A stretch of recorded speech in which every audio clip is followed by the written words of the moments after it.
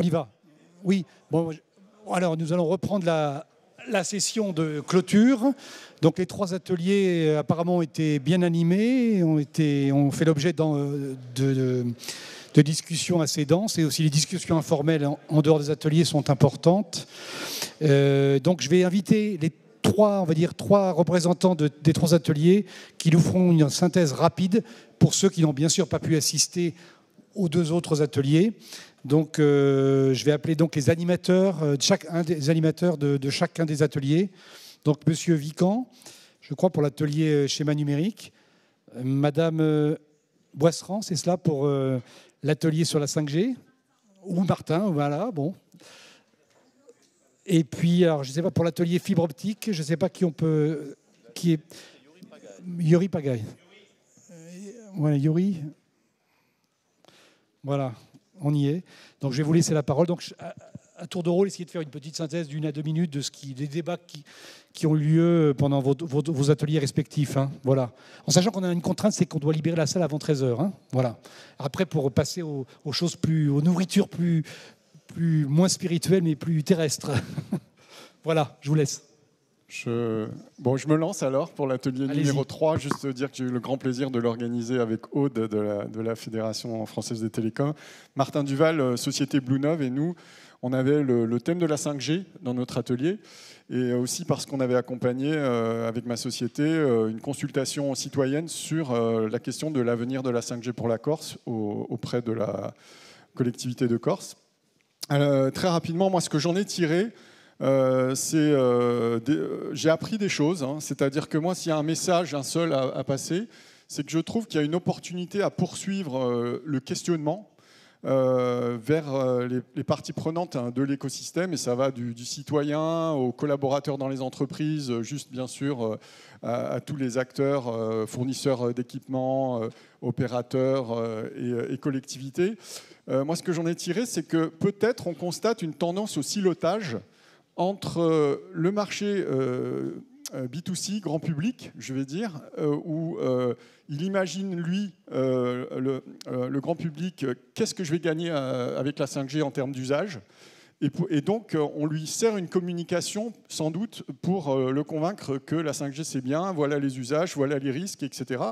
Et à côté de ça, il y a un autre angle que sont les entreprises, le marché entreprise. À titre personnel, j'ai découvert tout le champ à potentiel des réseaux privés qu'on peut organiser avec la 5G, tout ce que ça peut ouvrir comme perspective en termes de nouveaux usages pour des collaborateurs qui travaillent dans les ports. On a vu une start-up qui illustrait le cas pour les pompiers, etc. Et qu'en fait, peut-être on sous-estime les passerelles à créer entre de la communication vers le citoyen de cas entreprise, on peut raconter, parce que le citoyen s'y retrouvera en disant « mais ouais, je comprends bien que moi, demain, je peux être collaborateur, ça va changer mon métier demain dans ces environnements-là ». Et souvent, on voit des cas entreprises qui peuvent avoir un impact écologique, parce que beaucoup de cas, c'est de l'anticipation des risques. Et donc, je pense qu'on a peut-être à gagner à exploiter de la communication dédiée à l'entreprise vers le grand public. Moi, en tout cas, c'est ce que j'en retire. Merci pour cette synthèse rapide et dense.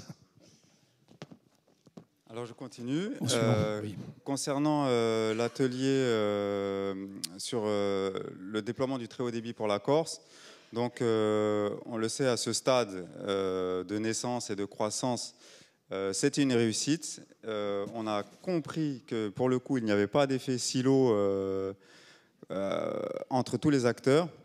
Mais au contraire, il a fallu une très grande collaboration, beaucoup d'interactions pour cette réussite. On a appris aussi pas mal de choses, notamment sur des métiers de l'ombre que sont les fournisseurs et certains modèles qui sont spécifiques à la Corse. Ensuite, s'est posé la question des perspectives, parce qu'on a encore des défis à relever. Concernant les ressources, par exemple, qui pourront dans un premier temps être affectées à l'exploitation, la complétude du réseau et les raccordements. Mais on voit poindre aussi des filières qu'on compte développer avec l'aide de l'État, et aussi des défis à relever comme l'élagage, par exemple. ou l'enfouissement des réseaux, ou encore une fois, on va devoir compter sur la dynamique de tous les acteurs pour les relever et finaliser ce déploiement. Ok, madame ou monsieur? Allez-y. Je ne sais pas si... Oui, c'est parfait. Donc, effectivement, moi, j'ai eu l'honneur de co-animer l'atelier sur la 5G avec Martin. Et j'ajouterais en fait à ce qui a été dit, la conclusion était déjà très complète. Mais nous, on a voulu vraiment apporter du concret. On a eu 2 témoignages très intéressants sur des cas d'usage en fait, concrets de la 5G, un sur les ports et un autre sur la sécurité civile. Et notre volonté, c'était vraiment d'apporter un exemple de ce que peut apporter la 5G à la Corse, avec, voilà, pour répondre à des problématiques spécifiques. Et je pense que l'objectif a été atteint avec vraiment la perspective de moderniser la connectivité pour permettre des nouveaux usages et aller plus loin sur l'utilisation de la 5G. Ok, monsieur Vicant, peut-être pour conclure. Merci. Donc sur l'atelier 2 qui s'intéressait au nouveau SDAN Smarties, qui est donc la stratégie numérique de la Corse dans son ensemble. Et donc il y a une stratégie collective. Son succès sera collectif ou ne sera pas. Sur l'enjeu, on a tous été d'accord dans la salle pour dire qu'aujourd'hui, cette stratégie, elle est là, mais le principal enjeu, c'est de réussir à la décliner opérationnellement. Il y a des forces en présence aujourd'hui. Les ingrédients, d'une certaine manière, sont là pour réussir. Nous avons des opérateurs, notamment la CITEC, mais des opérateurs, des partenaires qui sont là, qui sont offreurs de solutions. Nous avons des territoires qui ont des stratégies, pour un certain nombre d'entre eux, qui ont déjà des stratégies et qui veulent clairement faire un certain nombre de choses en matière de numérique. On a l'Université de Corse avec la chaire Mutation et Innovation des territoires. On a déjà des outils, on a déjà des premiers pôles d'ingénierie thématique. On a parlé du Hub Corse Figure pour un numérique inclusif ou du prochain CICERT. Et donc on a déjà un certain nombre d'ingrédients. Après, il y a des besoins. Nous avons beaucoup parlé des besoins comme identifier et référencer un petit peu les stratégies qu'il peut y avoir aujourd'hui dans les territoires en termes de stratégie numérique, d'inciter les territoires qui n'en ont pas à en réaliser, tout ça en assurant la cohérence avec la stratégie Smarties.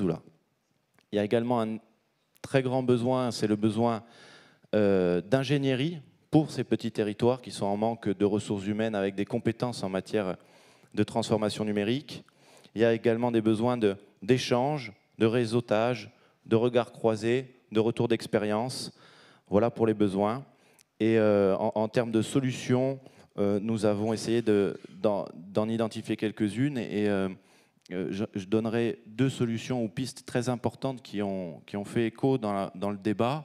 C'était que pour réussir cette stratégie Smarties, dans les territoires, il fallait un portage politique très fort, ce qui est le cas aujourd'hui à la collectivité de Corse. Il fallait également du coup que chaque territoire puisse faire son mini SDAN, d'une certaine manière, en cohérence avec l'ensemble.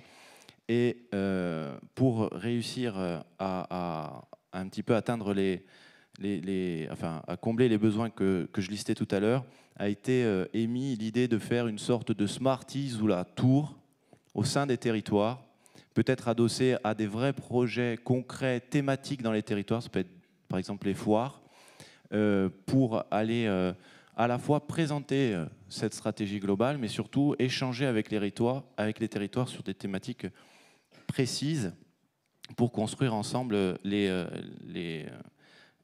services numériques dont les citoyens, les Corses et les territoires ont besoin. Et tout ceci, j'en conclus, avec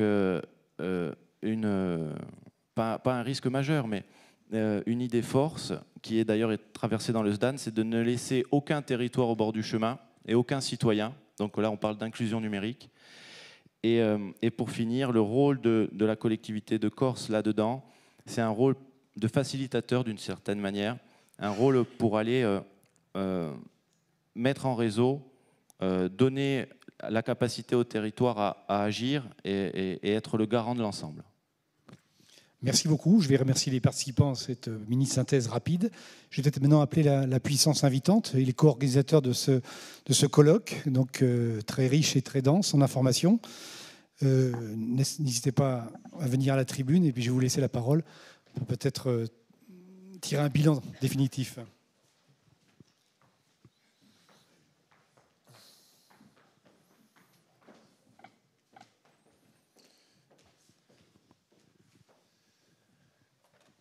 Que dire? Il fait chaud, on a faim, on a bien travaillé. Et non, les restitutions sont riches, le moment est riche.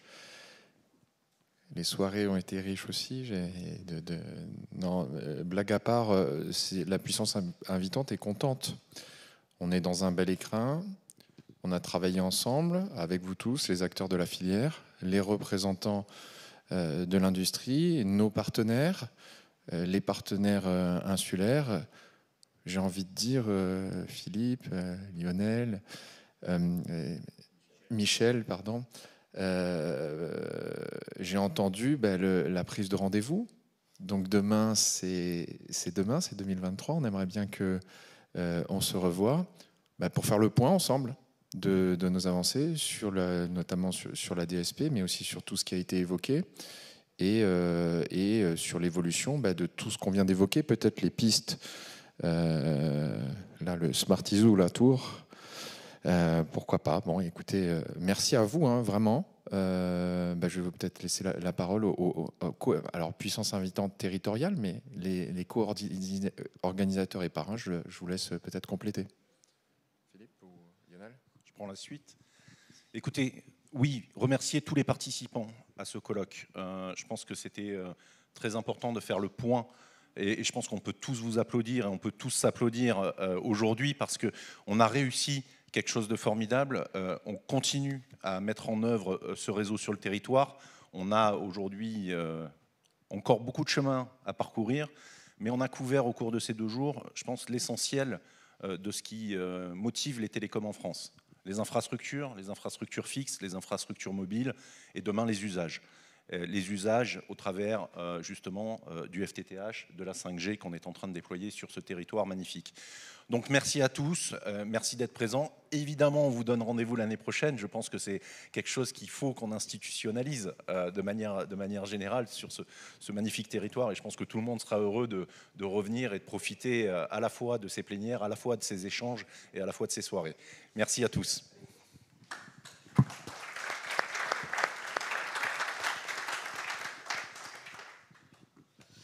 Oui, je vais vraiment pas être long. Le succès de cet événement est à l'image du succès du projet et des projets conduits ici en Corse par les collectivités réunies et avec la collectivité territoriale, bien sûr, au premier chef, et puis aussi en face d'elle et avec elle, l'ensemble des acteurs privés qui réussissent à se mobiliser, tout ça avec le concours et le soutien de l'État.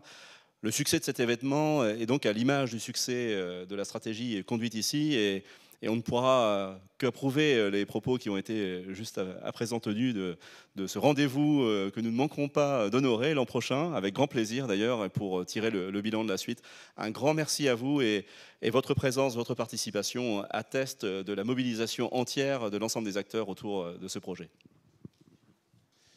Je vais effectivement m'associer au nom de la Fédération des télécoms à ces remerciements. Vraiment remercier nos hôtes au pluriel, à la fois pour l'accueil, l'organisation aussi. Remercier notamment Alexandre et ses nombreux mails qui nous ont permis quand même à la fois d'organiser ces échanges et aussi d'arriver à contextualiser en fait ce que peuvent être les déploiements des réseaux fixes et mobiles, le développement des nouveaux services. On a eu un très riche, par exemple, atelier sur la 5G qui permet aussi, par exemple, de parler de la consultation du territoire, donc d'arriver à contextualiser ce que l'on fait et ce que l'on dit parfois souvent à Paris dans un territoire exemplaire pour nous était vraiment riche d'enseignements et on vous donne rendez-vous, je l'espère, l'année prochaine avec encore de nombreux échanges. On sera en tout cas, nous, vraiment partant pour refaire cette édition et peut-être susciter des vocations sur le continent pour avoir ce même genre d'échange parce que c'est de là aussi où on tire la légitimité de nos industries. Si on est pionnier, vraiment, non, on est vraiment on est vraiment heureux. C'est-à-dire la Corse est dynamique, on prouve qu'on est dynamique, et pourtant il y a une session à côté. Alors pour pouvoir mobiliser autant d'acteurs en même temps, c'est pas facile et on voit que en fait il y a un enjeu de filière en Corse, de structuration de filière. Ben là on est en train de le préfigurer. Ce genre d'événement, en montrant les fédérations, un opérateur industriel, les partenaires, les autres partenaires industriels ici présents, montre qu'il y a une dynamique numérique et télécom en Corse. On y est très attaché, et moi aussi, je tiens à remercier Alexandre pour son dévouement. C'est du projet, c'est de la logistique, et voilà. Et donc, on compte sur toi pour nous organiser la next time. Voilà. Merci à vous tous.